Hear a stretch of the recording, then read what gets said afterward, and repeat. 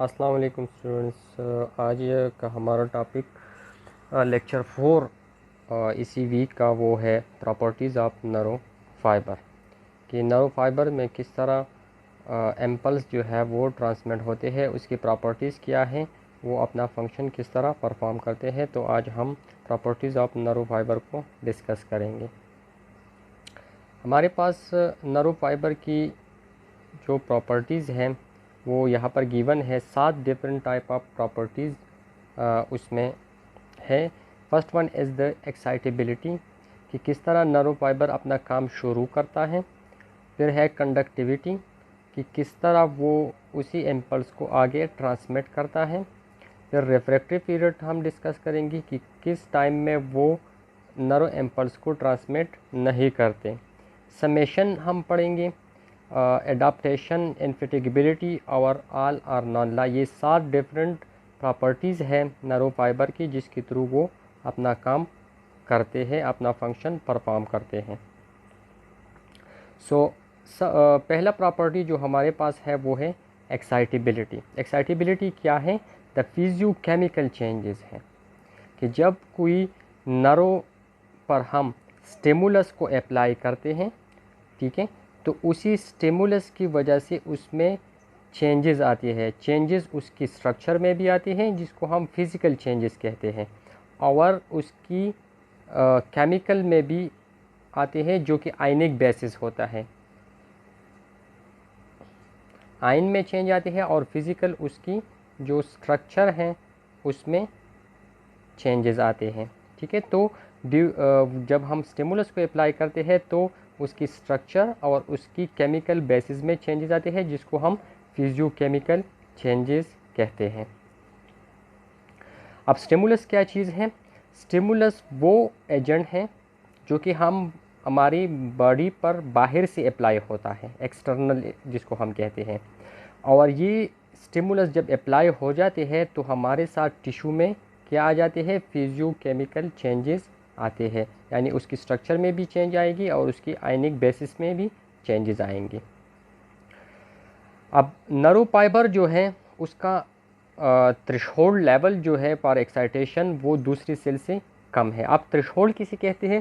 Threshold वो level होता है जिस पर अगर एक स्टिमुलस का स्ट्रेंथ उसी लेवल तक पहुंच जाती है तो वो टिश्यू में फिजियोकेमिकल चेंजेस वो उसको इंड्यूस करता है। तो इसी लेवल ऑफ द स्ट्रेंथ को हम क्या कहते हैं? थ्रेशोल्ड। तो हमारे साथ जो नर्व फाइबर की थ्रेशोल्ड लेवल है वो दूसरी सेल से कम है, यानी वो बहुत कम स्ट्रेंथ ऑफ द स्टिमुलस पर स्टिमुलेट होते हैं। और जब नर्व फाइबर स्टिमुलेट हो जाते हैं तो उस इसकी स्ट्रेंथ की बेस पे वो रिस्पांस देते हैं। फॉर एग्जांपल अगर स्टिमुलस की स्ट्रेंथ ज़्यादा है, ठीक है, तो उसमें एक्शन पोटेंशियल प्रोड्यूस होगा। अगर स्टिमुलस की स्ट्रेंथ कम है तो उसमें इलेक्ट्रोटॉनिक जो इम्पल्स है वो प्रोड्यूस होगा। आगे हम डिस्कस कर लेते हैं कि उसकी रिस्पांस की जो 2 टाइप्स है, एक्शन पोटेंशियल और इलेक्ट्रोटॉनिक पोटेंशियल, वो क्या चीज़ है, ठीक है। तो सबसे पहले हम उसके रिस्पांस को हम देखते हैं। इसके रिस्पांस में पहला जो है वो है एक्शन पोटेंशियल और नैरो इम्पल्स। अगर हम स्टिमुलस अप्लाई करते हैं और उसी स्टिमुलस की स्ट्रेंथ जो है वो एडिक्वेट हो, यानी उसका स्टिमुलस थ्रेशोल्ड लेवल से ज़्यादा हो, ठीक है, तो वो हमारे साथ क्या प्रोड्यूस करेगी? एक्शन पोटेंशियल या नैरो इम्पल्स प्रोड्यूस करेंगे, ठीक है। द एडिक्वेट स्ट्रेंथ, जो स्ट्रेंथ हम अप्लाई करते हैं जो एक्शन पोटेंशियल को प्रोड्यूस करते हैं, उसको हम क्या कहते हैं? थ्रेशोल्ड और मिनिमल स्टिमुलस कहते हैं। Action potential is propagated. Propagation का मतलब यह है कि जब ये हम स्टिमुलस अप्लाई करते हैं जिसका स्ट्रेंथ एडिक्वेट हो, जिसका स्ट्रेंथ थ्रेशोल्ड लेवल से ज़्यादा हो, तो वो हमारे साथ एक्शन पोटेंशियल को प्रोड्यूस करेगा और वही एक्शन पोटेंशियल प्रोपिगेट होगा। प्रोपिगेट का मतलब है आगे ट्रांसमिट होगा, जहाँ पर भी प्रोड्यूस होगा उससे आगे ये ट्रांसमिट होता जाएगा।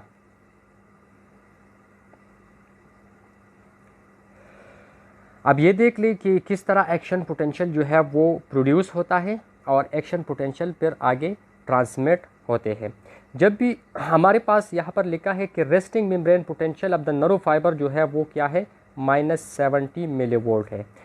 मतलब ये है कि जब स्टिमुलस नहीं होता तो उसी दौरान उसकी मेम्ब्रेन का जो पोटेंशियल है वो -90 मिलीवोल्ट की बराबर होता है, ठीक है। और जब कोई स्टिमुलस आ जाते हैं और नर्व फाइबर को स्टिमुलेट करते हैं तो उसका थ्रेशोल्ड, उसका जो रेस्टिंग मेम्ब्रेन पोटेंशियल है वो चेंज हो जाते हैं।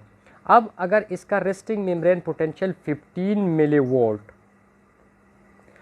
मिलीवोल्ट चेंज हो जाते हैं, यानी -70 से -55 की तरफ आ जाते हैं। कम क्यों होता जाता है? क्योंकि हमारे पास जो पॉजिटिव आयन है सोडियम, उनकी इन्फ्लक्स हो जाती है into the nerve fibre sodium, ठीक है। 3 सोडियम की मालिक्यूल अंदर आते हैं और 2 पोटाशियम की मालिक्यूल जो है वो बाहर जाते हैं। तो हमारे पास अंदर ज़्यादा आते हैं और बाहर कम जाते हैं, ठीक है। तो इनसाइड जो है पॉजिटिविटी इंक्रीज़ होता जाएगा। अगर ये पॉजिटिविटी -55 तक पहुंच जाती है, यानी 15 मिलीवोल्ट ये ज़्यादा हो जाते हैं, तो हमारे साथ कौन सा लेवल पर ये पहुंच जाएगा? फायरिंग लेवल, ठीक है। ये है हमारे पास फायरिंग लेवल। तो फायरिंग लेवल पे क्या शुरू हो जाते हैं? एक्शन पोटेंशियल प्रोड्यूस होता है, जिसको हम कहते हैं डीपोलराइजेशन ऑफ द नर्व। अब फिर ये और भी इंक्रीज होता जाएगा और एंड ऑफ डीपोलराइजेशन आएंगी एट द लेवल ऑफ 35। जब ये 35 तक पहुंच जाते हैं तो इसमें एक्शन पोटेंशियल फिर आगे जो है वो इंक्रीज़ नहीं होगा, बल्कि वो एक्शन पोटेंशियल डिक्लाइन की तरफ, नीचे की तरफ आएगा, जिसको हम कहते हैं जिसको हम कहते हैं रीपोलराइजेशन, ठीक है। तो जब डीपोलराइजेशन ख़त्म हो जाएगा तो ये वापस -55 पर आ जाएगा और इसके बाद फिर इसका पोटेंशियल और डिक्रीज़ होता जाएगा, जिसको हम हाइपर पोलराइजेशन कहते हैं, ठीक है। तो ये हमारे पास 3 स्टेजेस हैं। एक हमारे पास है रेस्टिंग मेम्ब्रेन पोटेंशियल, कि जब स्टिमुलस नहीं होता तो उसी दौरान -70 हो जाते हैं। जब स्टिमुलस आ जाते हैं तो ये इंक्रीज़ होकर -55 पर चले जाते हैं, जिसको हम फायरिंग लेवल या थ्रेशोल्ड लेवल कहते हैं। तो थ्रेशोल्ड लेवल पे डीपोलराइजेशन स्टार्ट हो जाते हैं और एक्शन पोटेंशियल जो है वो प्रोड्यूस हो जाते हैं। जब ये 35 तक पहुंच जाते हैं, +35 तक, तो उस पर हमारे पास डीपोलराइजेशन ख़त्म हो जाते हैं, ठीक है, और रीपोलराइजेशन स्टार्ट होना जो है वो हो जाते हैं। अच्छा, दूसरा जो हमारे पास रिस्पांस है वो है इलेक्ट्रोटॉनिक पोटेंशियल और लोकल पोटेंशियल। ये कब प्रोड्यूस होगा? जब हमारे पास स्टिमुलस की स्ट्रेंथ वो कम हो, यानी थ्रेशोल्ड लेवल से जब उसका स्टिमुलस कम हो तो इसको हम कहेंगे इलेक्ट्रोटॉनिक पोटेंशियल। और ये इलेक्ट्रोटॉनिक पोटेंशियल जो है ये नॉन प्रोपेगेटेड है। मतलब ये कि अगर ये प्रोड्यूस हो जाते हैं नर्व फाइबर में तो ये आगे ट्रांसमिट नहीं होगा। क्यों नहीं होगा? बिकॉज हमने पिछली स्लाइड में पढ़ा कि वहाँ पर हमारे पास 15 मिलीवोल्ट एक्शन पोटेंशियल के लिए ज़रूरी है, जो कि प्रोपेगेटेड है, ठीक है। लेकिन यहाँ पर ओनली 70 मिलीवोल्ट जो है वो इंक्रीज़ हो जाते हैं।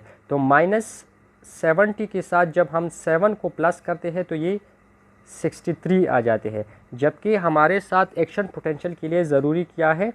55 है, ठीक है। तो इसीलिए ये प्रोपेगेट नहीं होता।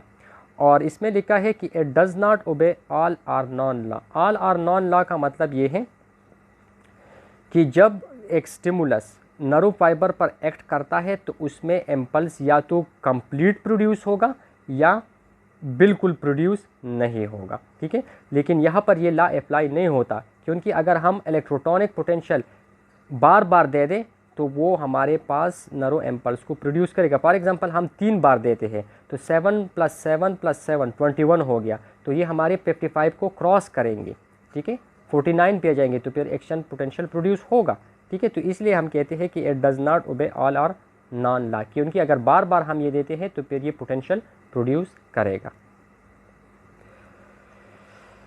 अच्छा, दूसरा जो प्रॉपर्टी है हमारे पास वो कंडक्टिविटी है। कंडक्टिविटी का मतलब क्या है कि किस तरह जो इम्पल्स प्रोड्यूस हो चुका है, ठीक है, एक्साइटेबिलिटी जो पहले हमने डिस्कस किया कि एक्शन पोटेंशियल जब प्रोड्यूस हो जाते हैं तो वो किस तरह ट्रांसमिट होता है इन द नर्व फाइबर। तो इस ट्रांसमिशन ऑफ द इम्पल्स को हम क्या कहते हैं? कंडक्टिविटी कहते हैं। अच्छा, ये किस तरह होगा कि जिस एरिया को हम स्टिमुलेट करेंगे तो उसी एरिया से ये आगे दूसरी एरिया में ट्रांसमिट होगा in the form of action potential. ठीक है, नॉर्मली हमारे साथ जो एक्शन पोटेंशियल होता है वो एक ही डायरेक्शन में मूवमेंट करते हैं। फॉर एग्जांपल, अगर ये हमारे पास नरो फाइबर है, ठीक है, और यहाँ पर जो है एक्शन पोटेंशियल प्रोड्यूस हुआ तो ये एक ही डायरेक्शन में इसी तरह मूवमेंट करेगा, ना कि दूसरी डायरेक्शन में ये नहीं जाएगा। तो इसलिए हम कहते हैं कि the action potential transmission is unidirectional. अच्छा, डिपोलराइजेशन पहली होगी उसी जगह पे जहाँ पर इम्पल्स प्रोड्यूस हो जाएगा। फॉर एग्जांपल, यहाँ पर है तो पहले ये जगह जो है डिपोलराइज होगा, इसके बाद इसकी डिपोलराइजेशन की वजह से ये जगह डिपोलराइज होगा, ये जगह डिपोलराइज होगा एंड सो ऑन। इस तरह जो नर्व इम्पल्स है वो ट्रांसमिट होता जाएगा और जो एरिया पहला डिपोलराइज हो चुका है वो फिर रिपोलराइज होगी, फिर दूसरी जगह डिपोलराइज, वो रिपोलराइज, इसी तरह एक ग्राफ बनेगा इसी तरह। फॉर एग्जांपल, ये हमारे पास डिपोलराइज है, ठीक है, तो ये फिर रिपोलराइज होगा, फिर ये depolarise and this is repolarise. तो पहला एक स्पेसिफिक पॉइंट डिपोलराइज होगा, फिर रिपोलराइज, फिर दूसरा जगह डिपोलराइज एंड रिपोलराइज, और इसी तरह इम्पल्स जो है आगे ट्रांसमिट होता जाएगा। अब हमारे पास जो कंडक्शन होते हैं वो हमने ऑलरेडी डिस्कस भी किया था कि ये हमारे पास होते हैं साल्टेटरी कंडक्शन। जो इम्पल्स के ट्रांसमिशन होते हैं वो in the form of saltatory conduction transmit होते हैं। साल्टेटरी कंडक्शन का मतलब क्या है?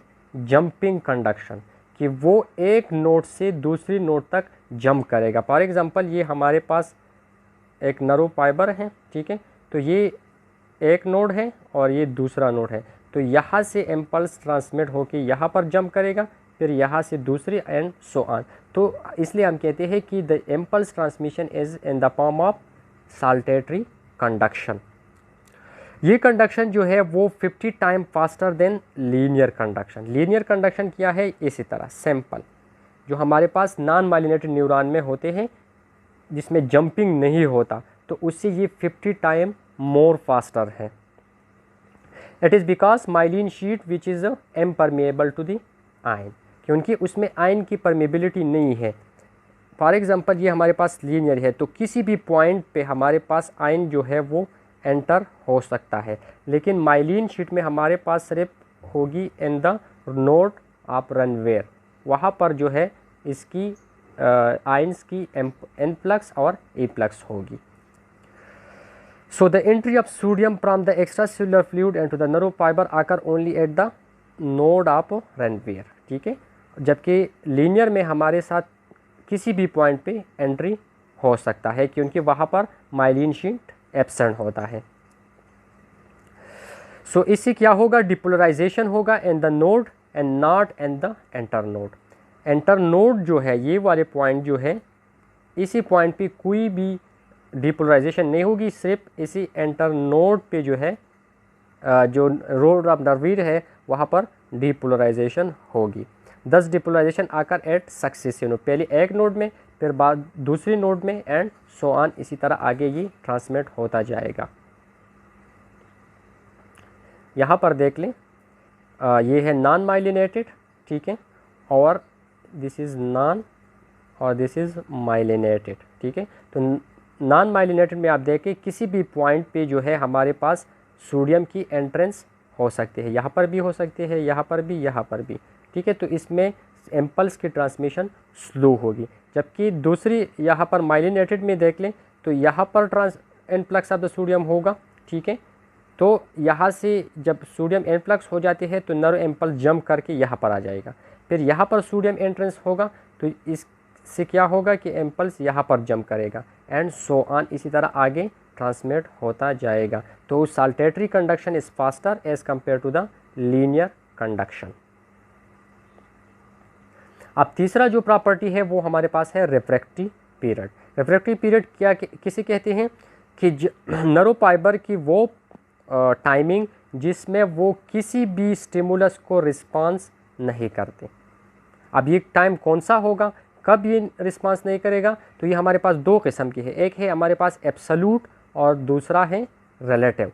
एब्सोल्यूट रिफ्रैक्टिव पीरियड वो होता है कि जिसमें नरो इम्पल्स बिल्कुल रिस्पांस नहीं करते, अगर स्टिमुलस की स्ट्रेंथ कम हो या ज़्यादा हो, वट एवर द स्ट्रेंथ, लेकिन वो रिस्पांस नहीं करेगा। ठीक है। और ये पीरियड कब है कि it is the firing level से लेकर 1/3 ऑफ द रीपोलराइजेशन। जो पहले स्लाइड में हमने देखा था, मैं आप लोगों के साथ शेयर करता हूँ दोबारा, वही ये वाला। सो दिस पॉइंट से लेकर, इसी पॉइंट से लेकर 1/3 ऑफ द रीपोलराइजेशन, ये हमारे पास हो गया 1/3 ऑफ द रीपोलराइजेशन। तो इसी पीरियड में ये किसी भी स्टिमुलस को ये रिस्पांस नहीं करता। ठीक है। तो जब हमारे पास नर्व फाइबर बिल्कुल रिस्पांस नहीं करता, चाहे स्ट्रेंथ कम हो या ज़्यादा हो, तो उसी को हम कहते हैं एब्सोल्यूट रिफ्रैक्टिव पीरियड। और ये कब होगा? फायरिंग लेवल से लेकर कि एक दफ़ा नर्व स्टिमुलाइज हो जाए, जब तक वो रीपोलराइज नहीं होती तो उसी वक्त तक वो दूसरी स्टिमुलस को रिस्पांस नहीं करती। और दूसरा है हमारे पास relative refractive period. Relative refractive period हमारे पास ये होता है कि अगर स्टिमुलस की स्ट्रेंथ कम हो तो वो रिस्पांस नहीं करेंगे। ठीक है। लेकिन जब आप उसी स्टिमुलस की स्ट्रेंथ को बढ़ाएंगे, इंक्रीज करेंगे, तो फिर वो रिस्पांस शो करेगा। इसको कहते हैं रिलेटिव रिफ्रैक्टिव पीरियड। और रिलेटिव रिफ्रैक्टिव पीरियड क्या है? The rest of the repolarisation, यानी 1/3 ऑफ द रीपोलराइजेशन के बाद जो टाइम होगा उसी में ये रिलेटिव रिफ्रैक्टिव पीरियड में होगा। अगर स्ट्रेंथ कम है तो रिस्पांस नहीं करेगा, अगर स्ट्रेंथ आप इंक्रीज करेंगे तो ये रिस्पांस शो करेगा।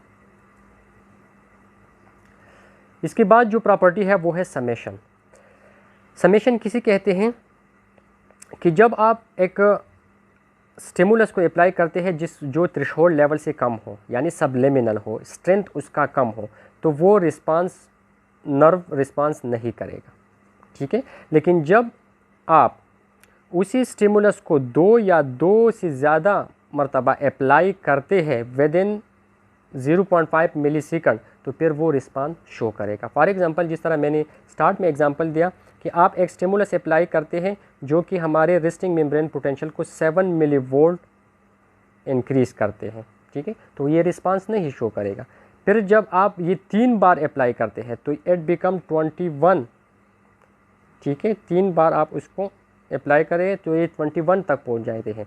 किस तरह होते हैं कि ये 7 + 7 + 7 इट बिकम 21। तो अब ये हमारे साथ रिस्पांस शो करेगा, लेकिन इसके लिए टाइमिंग जो है वो ज़रूरी है। और कितना टाइम है? 0.5 मिलीसेकंड। तो अगर आप 0.5 मिलीसेकंड में 3 बार वही स्टिमुलस अप्लाई करेंगे तो वो आपके साथ रिस्पांस शो करेगा। किस तरह ये होता है? ये सम होता है। तो this phenomena is called summation, कि इसमें हम सबलिमिनल स्टिमुलस को प्लस करते हैं, जिसकी वजह से एक ऐसा इम्पल्स बनते हैं जो हमारे पास नर्व इम्पल्स को प्रोड्यूस कर सकता है। इसके बाद है एडॉप्टेशन। एडॉप्टेशन क्या है? कि the excitability of the nerve fibre is greater in the beginning while stimulating continuously. जब आप किसी नर्व फाइबर को कंटिन्यूसली एक ही स्टिमुलस के साथ स्टिमुलेट करते हैं तो इसका रिस्पांस उसी वक्त ज़्यादा होगा। ठीक है। लेकिन जैसे ही आप उसको बार बार उसी सेम स्टिमुलस के साथ जो है स्टिमुलेट करेंगे तो इसका रिस्पांस स्लोली एंड ग्रेजुअली जो है वो डिक्रीज होता जाएगा and finally it will not respond.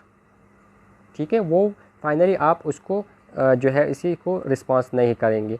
तो इसको कहते हैं एडॉप्टेशन और एकोमोडेशन। फॉर एग्जांपल, आप किसी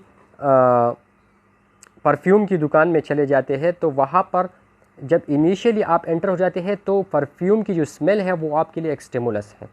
ठीक है। तो इनिशियली आपकी बहुत ज़्यादा फील होता है उस परफ्यूम का स्मेल। ठीक है। लेकिन जैसे आप टाइम वहाँ पर गुजारते हैं तो वो परफ्यूम की स्मेल कम होता जाता है एंड एट द एंड फिर वही आपको कोई स्मेल जो है वो महसूस नहीं होगा। सो this is called the adaptation और एकोमोडेशन। आपकी नर्व इम्पल्स ने उसी परफ्यूम की स्मेल के साथ अपने आप को एडॉप्ट किया, अपने आप को एकोमोडेट किया। इसकी कॉज क्या है? क्यों इस तरह होता है? क्योंकि कंटिन्यूस डिपोलराइजेशन की वजह से सोडियम पंप जो है वो इनएक्टिवेट हो जाते हैं और पोटाशियम की जो है इफ्लक्स हो जाते हैं। तो जब सोडियम अंदर नहीं आते, ठीक है, और पोटाशियम कंटिन्यूसली बाहर जाते हैं, तो इनसाइड द नैरो फाइबर आपके साथ जो पॉजिटिव आयन है वो कम होता जाएगा, क्योंकि सोडियम आते नहीं और पोटाशियम बाहर जाते हैं, ठीक है। तो पॉजिटिव चार्ज कम होता जाएगा और इम्पल्स जो है वो फिर रीपोलराइजेशन की तरफ जाएंगी, डीपोलराइजेशन नहीं होगी, जिसकी वजह से आप जो है स्टिमुलस को आप रिस्पॉन्स नहीं करेंगे। इसके बाद जो प्रॉपर्टी है वो है अनफैटिगेबिलिटी। नाम से जाहिर है कि जो नर्व फाइबर होता है वो कभी भी फैटीग में नहीं चलते, ठीक है, यानी वो कभी थकते नहीं है। अगर आप बार बार स्टिमुलस लगाते हैं, फॉर लॉन्ग टाइम लगाते हैं, लेकिन वो नहीं होगा, क्योंकि नर्व फाइबर जो है वो एट अ टाइम सिर्फ एक ही इम्पल्स को कंडक्ट करता है। ऐसा नहीं कि एक नर्व फाइबर 2-3 इम्पल्स को कंडक्ट करेंगी, नहीं, एक नर्व फाइबर जो है एट अ टाइम सिर्फ एक ही एक्शन पोटेंशियल को कंडक्ट करेंगे। At that time it is completely refracting and does not conduct any other action potential. जब एक इम्पल्स वो लेके जाएंगी तो दूसरा इम्पल्स वो नहीं लेके जा सकते। तो इस प्रॉपर्टी को हम कहते हैं इनफैटिगेबिलिटी। और ये जो प्रॉपर्टी है all or none already discuss भी हो चुका है। कहते हैं कि when a nerve is stimulated by a stimulus it gives maximum response, ठीक है, और does not give it any response. जब आप किसी नर्व इम्पल्स को स्टिमुलेट करेंगे, ठीक है, फॉर एग्जांपल ये है हमारे पास नर्व फाइबर, अगर आपने इस पर स्टिमुलस अप्लाई किया, अगर स्टिमुलस जो है वो प्रॉपर, उसकी थ्रेशोल्ड लेवल प्रॉपर है, स्ट्रेंथ उसकी प्रॉपर है, तो ये इसमें इम्पल्स जाएंगी। अगर इसका थ्रेशोल्ड लेवल कम है तो इम्पल्स नहीं जाएंगी, ठीक है। ऐसा नहीं है कि ये आप एक स्टिमुलस को बार बार जो है वो अप्लाई करेंगी तो वो इसमें जो है इंक्रीज़ हो जाएगा। अगर एक्शन पोटेंशियल है तो वो सिर्फ या तो प्रोड्यूस होगा या नहीं होगा। लेकिन अगर इलेक्ट्रोटॉनिक पोटेंशियल है तो वो फिर ऑल आर नॉन लॉ को ओबे नहीं करेंगी। जब आप उसको इंक्रीज़ करेंगे, जिस तरह मैंने 7 का एग्जांपल दिया, तो फिर वो ऑल आर नॉन लॉ को उस पर एप्लीकेबल नहीं होगा। लेकिन एक्शन पोटेंशियल पे all or none law applicable है, ठीक है। So this is all about today lecture. अगर कोई क्वेश्चन हो तो आप लोग पूछ सकते हैं। ये आपका लेक्चर 4 हो गया और इसी के साथ जो है इस वीक की लेक्चर्स जो मैंने अपलोड किए हैं वो कंप्लीट हो गए। पहला हमारे पास था वो इंट्रोडक्शन टू नर्वस सिस्टम, फिर दूसरा और तीसरा एक ही लेक्चर था न्यूरॉन, और चौथा लेक्चर जो है ये था। So thank you very much, and if any question so let me know, you can ask